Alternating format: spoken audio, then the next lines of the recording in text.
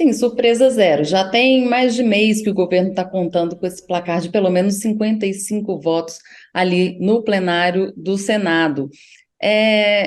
Mais ou menos o que o Sakamoto falou. Nenhum presidente da República vai indicar alguém para o Supremo Tribunal Federal que corra o risco de ser reprovado dentro do Senado. Então, aquilo ali já está muito azeitado. Inclusive, o ministro Alexandre de Moraes falou num evento público na semana passada que, ao longo dos últimos governos do Brasil, foram cogitados alguns nomes para o Supremo Tribunal Federal, mas a missão foi abortada antes mesmo deles terem sido nomeados, porque tinha esse risco de não ser aprovado dentro do Senado. Surpresa zero, inclusive o encontro do ano, que todo mundo tinha uma grande expectativa entre Zanin e Moro, foi uma coisa flopada, para usar aí o termo dos adolescentes. O que aconteceu? Vários nadas, na verdade. O Moro quis defender a Lava Jato, muito mais do que sabatinar o Zanin, falou da metodologia da Lava Jato, criticou o livro do Zanin sobre lawfare, que é nada mais do que o uso da legislação para conseguir algum outro objetivo que seja político, e Zanin foi como se fosse um diálogo da Lava Jato. Zanin voltou a defender as posições dele, de certa forma, manteve um tom muito cuidadoso, no sentido de fazer as pessoas acreditarem que ele, como advogado, ele defendia certas posições e tinha uma postura, e a partir do momento que ele vestir aquela toga preta e se sentar na cadeira do Supremo Tribunal Federal, ele vai passar a ser um magistrado e vai ter uma postura totalmente diferente, no sentido de dar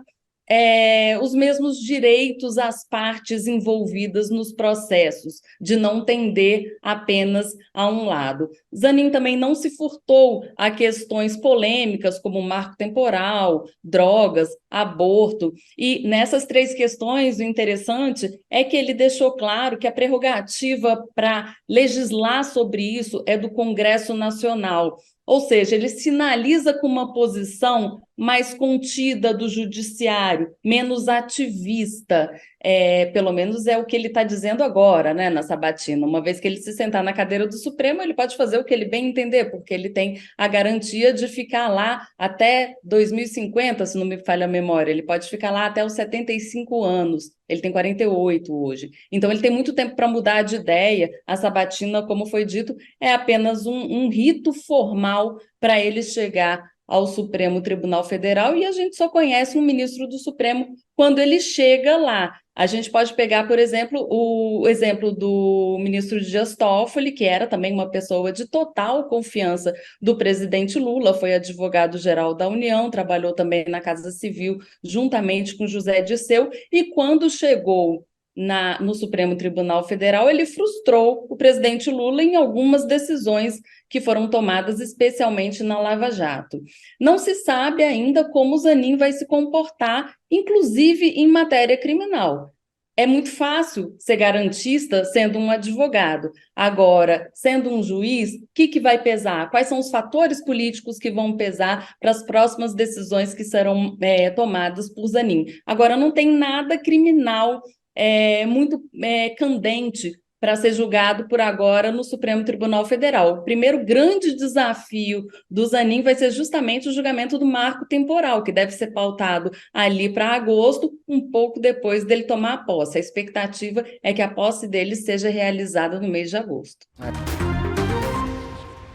Saiu agora o resultado no plenário, aprovado 58-18, Cristiano Zanin, portanto, aprovado. Agora é cumprir o rito e ser empossado no STF, mas está aprovado, né, Sakamoto? É isso. Não, venceu a lógica, foi melhor do que o pessoal estava esperando até. Tinha gente no governo que estava achando que ia mais, mas aquilo que a gente estava falando, assim, entre 55 e 60, né? Foi, né? E agora, em agosto, ele deve ser empossado como novo ministro do Supremo Tribunal Federal na vaga de Ricardo Lewandowski. Lula, o que significa isso rapidamente, né? Lula consegue passar com uma relativa facilidade o seu indicado na CCJ. É uma demonstração de CCJ, não, desculpa, no plenário do Senado, né? É uma demonstração de apoio, é claro, né, à indicação do presidente da República, e com isso, aquilo que foi visto por muita gente, não, vai haver uma guerra, uma batalha, Zanin não passa, né? Mostrou-se apenas, como a gente falou, uma formalidade. O Bolsonaro foi bastante criticado nos últimos dias, Diego, porque ele estava. Que os aliados achavam que ele estava em posição fetal, mordendo a fronha dentro de casa, escondido do mundo, sem se defender, né? Porque o fato é esse, né? Que ele não estava se colocando em público, sabe, bradando, dizendo, sabe, fazendo aquele vitimismo básico que a gente conhece, sabe, que ele faz muito bem. Ele não estava nem fazendo isso decentemente, né? Então o pessoal falou assim, pô, tem que lutar, né? Até para poder depois poder utilizar esse discurso do vitimismo junto ao seu público, né? Aí eis que no último dia o Bolsonaro vem, aparece, vai no Senado, aproveita que toda a mídia estava lá por conta do Zanin e rouba uma parte dessa mídia, rouba uma parte dessa atenção para fazer o seu mimimi. A gente sabe que o Benedito Gonçalves não vai mudar de voto. Ele escreveu um voto consistente de mais de 400 páginas.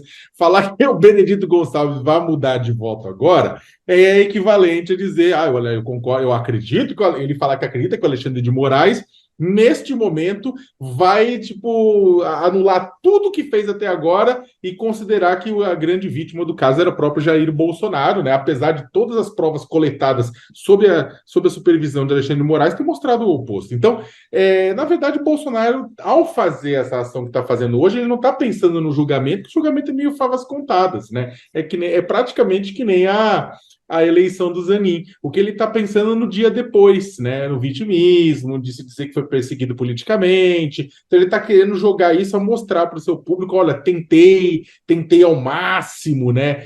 Mas sem muita convicção, né? Claramente o Bolsonaro também, você viu pelas declarações, já vimos todos o Bolsonaro mais convicto. Se ele realmente soubesse que não tem mais chance, ele ia estar mais convicto. Mas tem um problema. Além da inelegibilidade, o que espera Bolsonaro é o julgamento de uma série de processos que podem levar ele para a papuda. Não é fácil, não é simples. A chance maior hoje inclusive, é mais difícil isso. Mas ele tem medo de ser preso, ele tem um medo, tipo, ancestral de ser preso. Então, ele também está lá medindo as palavras. Critica, mas também sem deixar o Xandão chateado. Qual?